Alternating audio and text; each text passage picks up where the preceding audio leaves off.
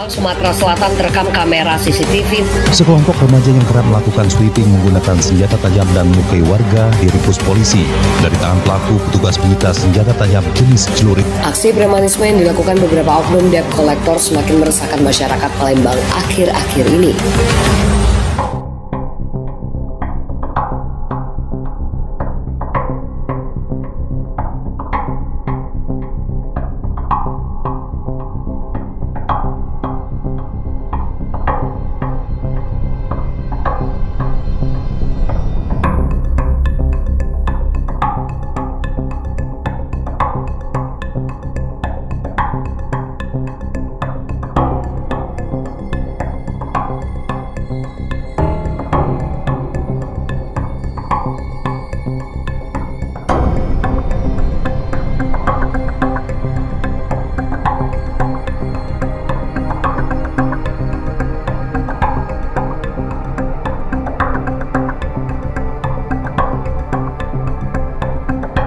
Assalamualaikum warahmatullahi wabarakatuh.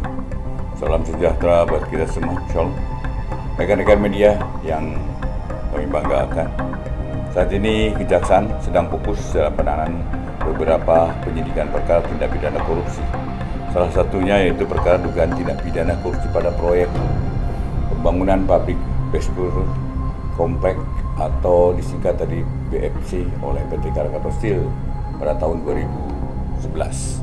Kasus posisi perkara ini pada tahun 2007 PT Krakatau Steel PT KS menyetujui pengadaan pembangunan pabrik Baskur Komplek dengan kontraktor pemenang adalah FCC Cherry Konsorsium dan PT Krakatau Engineering. Krakatau Engineering ini adalah anak perusahaan dari PT Krakatau. Namun pengadaan tersebut dilakukan secara melawan hukum yang seharusnya FCC Cherry melaksanakan pembangunan sekaligus pembiayaannya, namun pada kenyataannya dibiayai oleh konsorsium dalam negeri atau Himbara. Dengan ini kontrak pembangunan pabrik BFC PTKS dengan sistem tanke atau terima jadi sesuai dengan kontrak awal yaitu 4,7 triliun hingga adendum keempat membengkak menjadi 6,9 triliun. Selanjutnya hasil pekerjaan saat ini tidak dapat dimanfaatkan. Ini sama sekali mangkrak karena tidak layak serta terdapat pekerjaan yang belum diselesaikan dikerjakan. Diduga kerugian keuangan negara yang timbul sebesar 6,9 triliun sesuai dengan pembiayaan yang dikeluarkan oleh konsorsium Himbara. Berdasarkan hasil penyidikan dan gelar perkara yang dilaksanakan pada hari ini, Senin 18 Juli 2022, tim penyidik telah menemukan alat bukti yang cukup dan menetapkan 5 orang tersangka, yaitu 1. Insinyur FB selaku Direktur Utama PT Krakatau Steel periode November 2007 sampai 2012. 2. ASS selaku Deputi Direktur Proyek Strategis PT Krakatau Steel tahun 2010-2012.